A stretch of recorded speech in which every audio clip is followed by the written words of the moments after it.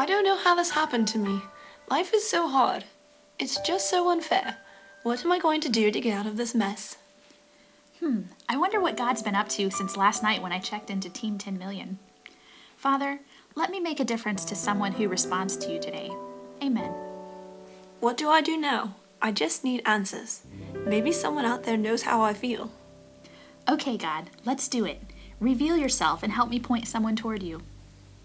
What do I type in? This is frustrating. I feel so anxious. Okay, I'll Google anxiety. What's the worst that could happen? Hey, what's this? Answers to anxiety on journeyanswers.com. That sounds good. Yeah, that's me alright. I need help. But from Jesus? What can it hurt? I guess I'll pray and click the yes button. So God, where's it going to be? Someplace exotic? Africa? Asia? Bermuda? Hey, what's this? England. Awesome. Lord, thank you for letting Sarah know about you and your love. Help her faith to grow and help her totally commit to you. Let's see, I need to respond to her.